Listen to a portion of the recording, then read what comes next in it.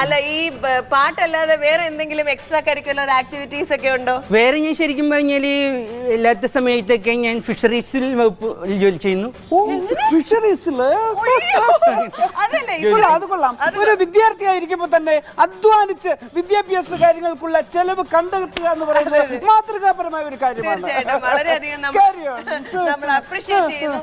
ഫിഷറീസുമായിട്ട് എങ്ങനെയാണ് ബന്ധപ്പെട്ടിരിക്കുന്നത്? അതായത് ഞാൻ വീട്ടിൽ നിന്ന് രാവിലെ 2 വടിയെടുത്ത് തെക്കേപ്പാടത്തേക്ക് പോയിട്ട് വടി വെച്ച് പാണം വെള്ളത്തിൽ പിടിച്ച് കൊങ്ങ വെട്ടിച്ച് വെയിലത്തിട്ടുണ്ടെങ്കിൽ ചെട്ടിവാത്ത് മാർക്കറ്റിൽ കൊടുക്കുമ്പോൾ 350 രൂപ എനിക്ക് കിട്ടും രാവിലെ തന്നെ.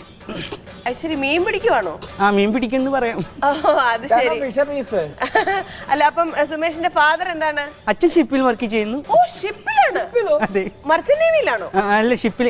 ഷിപ്പിൽ എന്ത് ചെയ്യുന്നു? ഷിപ്പിൽ അച്ഛൻ കടലിൽ പോയിട്ട് വടി വെച്ച് പാണം വെള്ളത്തിൽ പിടിച്ച് കൊങ്ങ പൊട്ടിച്ച് വെയിലത്തിട്ടുണ്ടെങ്കിൽ പറവൂർ മാർക്കറ്റിൽ കൊടുക്കുമ്പോൾ അച്ഛന് കിട്ടും 350. അപ്പൊ ചേട്ടനോ? ചേട്ടൻ ഗൾഫില.